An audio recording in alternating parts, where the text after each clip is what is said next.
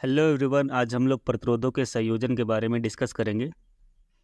तो यहाँ पर संयोजन का जो मीनिंग है वो होता है जोड़ना, ठीक है ना। तो प्रतिरोधों को किन विधियों के द्वारा जोड़ा जाता है उसके बारे में हम लोग बात करेंगे। तो प्रतिरोधों को जोड़ने की या संयोजन करने की दो विधियाँ हैं। एक है श्रेणी क्रम संयोजन जिसे हम सीरीज कनेक्शन कहते हैं, और दूसरा है समांतर क्रम संयोजन जिसे हम पैरेलल कनेक्शन भी कहते हैं, ठीक है। तो हम पहले पॉइंट पे आते हैं, श्रेणी क्रम संयोजन क्या होता है। तो श्रेणी क्रम संयोजन का ये एक ब्लॉक डायग्राम दिया हुआ है, ठीक है। तो इसको समझते हैं पहले, इसमें क्या क्या कौन कौन से एलिमेंट लगे हुए हैं, ठीक है। तो यहाँ पर श्रेणी क्रम संयोजन में 3 प्रतिरोध दिए हुए हैं जिसको मैंने R1, R2 और R3 से दर्शाया है। आप 3 से ज़्यादा भी प्रतिरोध ले सकते हैं श्रेणी क्रम संयोजन को समझने के लिए, ठीक है। मिनिमम यहाँ पर 3 प्रतिरोधों के द्वारा आसानी से समझा जा सकता है, तो मैंने 3 ही प्रतिरोध लिए हैं। तो यहाँ पर तीनों प्रतिरोधों में जो पहला प्रतिरोध है R1, उसके सिरों के बीच विभवांतर V1 है, और दूसरा प्रतिरोध जो R2 है उसके सिरों के बीच विभवांतर V2 है। प्रतिरोध जो R3 है उसके सिरों के बीच विभवांतर V3 है, ठीक है। यहाँ पर एक बैटरी लगी हुई है जिसका वोल्टेज दिया हुआ है, विभवांतर दिया हुआ है V, ठीक है।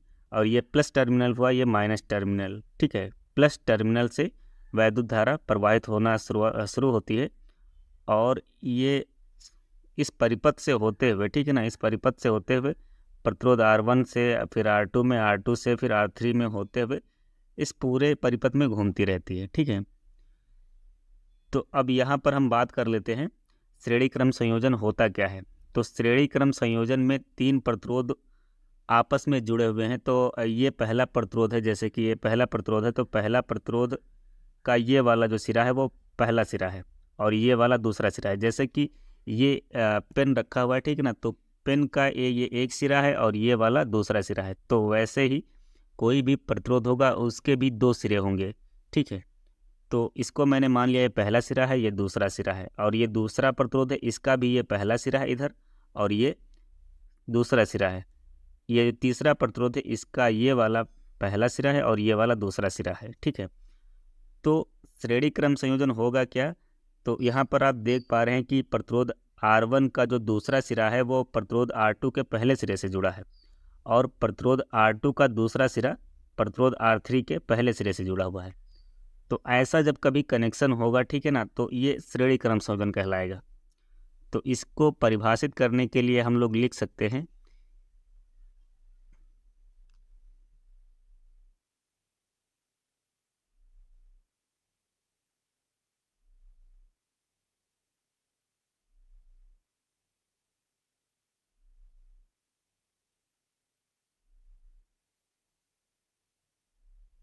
तो जैसे इसकी मैंने परिभाषा लिखी है वैसे ही मैंने आपको समझाया भी है कि यहाँ पर बोला क्या क्या गया है कि जब किसी परिपथ में पहले प्रतिरोध का दूसरा सिरा, तो पहले प्रतिरोध का ये वाला दूसरा सिरा है, दूसरे प्रतिरोध के पहले सिरे से, दूसरे प्रतिरोध के पहले सिरे से, तथा दूसरे प्रतिरोध का दूसरा सिरा, ये दूसरा प्रतिरोध है, इसका जो दूसरा सिरा है तीसरे प्रतिरोध के पहले सिरे से, तीसरे प्रतिरोध के पहले सिरे से जुड़ा हो, तो इस प्रकार का संयोजन श्रेणी क्रम संयोजन कहलाता है, ठीक है। तो जैसा मैंने समझाया है वैसे ही सेम लिखा भी है, तो आप लोगों को ये इसकी परिभाषा को समझने में आसानी हुई होगी। अब हम लोग इसके डेरिवेशन पे बात कर लेते हैं, ठीक है। तो डेरिवेशन भी बहुत सिंपल है, बस आप लोग इस वीडियो को पूरा वॉच कीजिए, आसानी से समझ में आ जाएगा। इस डायग्राम के बेसिस पे हम लोग इसके डेरिवेशन को समझेंगे। तो ओम का नियम जो होता है, ओम का नियम होता है वो एक पूरे सर्किट के लिए होता है जिसमें कि एक प्रतिरोध लगा हो, ठीक है, एक बैटरी हो, और एक चालक से ये जुड़ा हुआ हो प्रतिरोध, ठीक है। तो इसमें करंट प्रवाहित होगी I, और ये प्रतिरोध है R, ठीक है। तो इस सर्किट से हमें ओम का नियम प्राप्त होता है जो कि होता है V बराबर IR। मतलब जो बैटरी के सिरों के बीच विभवांतर है वो धारा और प्रतिरोध के गुणनफल के बराबर होता है, ये ओम का नियम था। यहाँ पर हम हर एक प्रतिरोध के लिए अलग अलग बात करेंगे, हर एक प्रतिरोध के लिए ओम का नियम, हर एक प्रतिरोध पर ओम का नियम लगाएंगे, तो सभी के लिए वोल्टेज निकल के आ जाएगा। तो यहाँ पर हम लिख सकते हैं ओम के नियम से, हम जानते हैं ओम के नियम से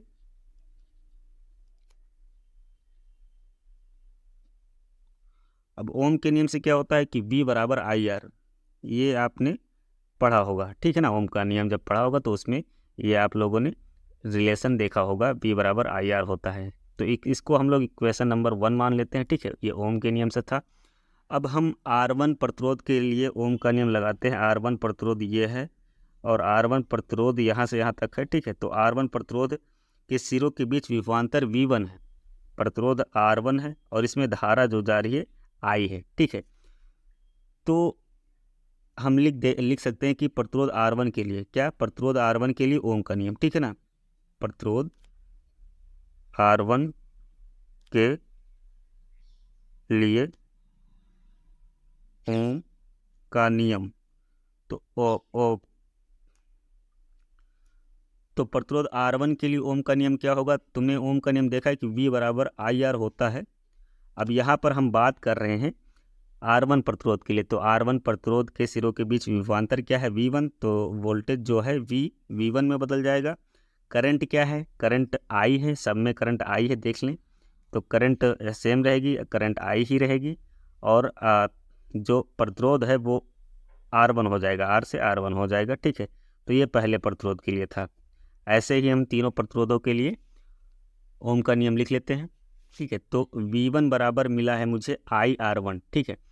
अब अगर हम दूसरे प्रतिरोध की बात करें, ये R2 प्रतिरोध के, तो R2 प्रतिरोध के सिरों के बीच विभवांतर है V2 और जो प्रतिरोध है वो R2 से डिनोट किया गया है और करंट इसमें सेम है, करंट I ही है, ठीक है। तो हम प्रतिरोध R2 के लिए ओम का नियम लिखेंगे।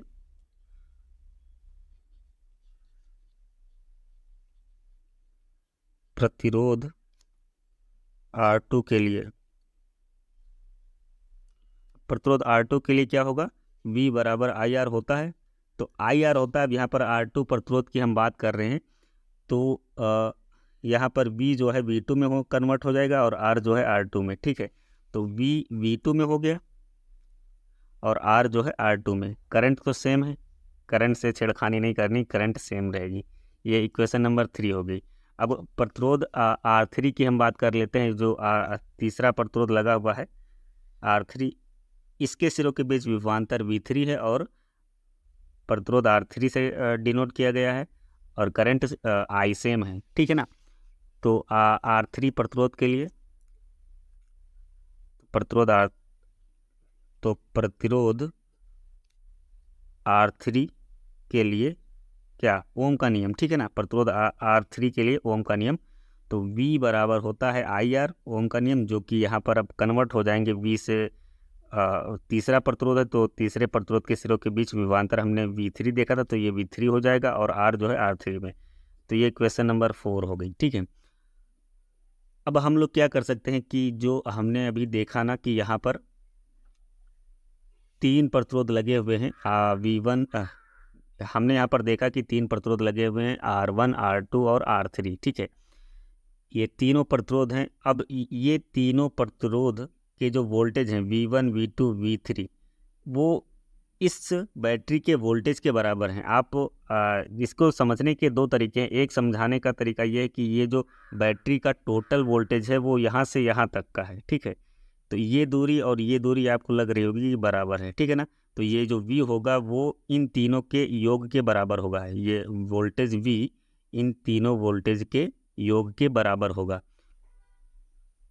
तो ये आप चित्र से देखकर लिख सकते हैं कि V बराबर किसके हैं, V1 plus V2 plus V3, ठीक है ना। ये V अकेला इन तीनों प्रतिरोधों के वोल्टेजेस के योग के बराबर है, ठीक है। तो यही हम लिखेंगे चित्र से। चित्र से क्या तुम लिखोगे कि V बराबर जो वोल्टेज है बैटरी के सिरों के बीच विभवांतर है वो प्रतिरोधों के वोल्टेज के योग के बराबर है, ठीक है ना। अब आपने जो समीकरण बनाई हैं 1, 2, 3, 4, ये पहली समीकरण है, ये दूसरी समीकरण है, ये तीसरी समीकरण थी और ये चौथी समीकरण थी। तो इन चारों समीकरणों से V1 और V2 और V3 का मान इस समीकरण में रख देंगे। तो हम इसको मान लेते हैं 5वें समीकरण। तो हम लिखेंगे कि समीकरण 1, 2, 3, 4 का मान समीकरण 5 में रखने पर, तो रखने पर हमें क्या प्राप्त होगा? V की जगह पर क्या रख सकते हैं? V की जगह पर IR रख सकते हैं। V की जगह पर IR, तो V की जगह पर हो जाएगा ये IR, ठीक है। और V1 की जगह पर क्या हो सकता है? V1 की जगह पर IR1, ठीक है। तो V1 की जगह पर होगा IR1, तो यहाँ पर हो जाएगा IR1। V2 की जगह पर IR3 होगा, V2 की जगह पर IR3, सॉरी V2 की जगह पर IR2, ठीक है। और V3 की जगह पर IR3 हो जाएगा, ठीक है। तो IR3। अब यहाँ पर ये समीकरण का बायां पक्ष है और ये दाहिना पक्ष है। इसमें इस दाहिने पक्ष में देखें, सभी में जितने भी पद दिए हैं, IR1 ये पहला पद है, ये दूसरा पद है और ये तीसरा पद, ये 3 पद हैं। तो इन तीनों पदों में I जो है सेम है सब में, तो I हम कॉमन ले सकते हैं। तो हम I कॉमन ले लेंगे, ठीक है। अब कॉमन लेंगे तो अंदर क्या बचेगा? यहाँ इस पद से अगर I बाहर हुआ तो यहाँ पर R1 बचा, तो ये R1 बचेगा। यहाँ से R2 बचेगा और यहाँ से I बाहर हो चुका है तो R2 यहाँ पर बचेगा। यहाँ से भी I बाहर हो चुका है इस पद से भी, तो यहाँ पर R3 बचेगा। तो ये I और ये I आपस में कैंसिल हो जाएंगे, ठीक है। बचेगा क्या? R बराबर R1 plus R2 plus R3, ठीक है। तो ये हो गया इसका डेरिवेशन, कंप्लीट डेरिवेशन है। अब ये श्रेणी क्रम संयोजन का कंप्लीट डेरिवेशन आपको मैंने बता दिया। आप इसका एक बार स्क्रीनशॉट ले लीजिए, ठीक है। आपको एग्ज़ाम के टाइम में हेल्प करेगा।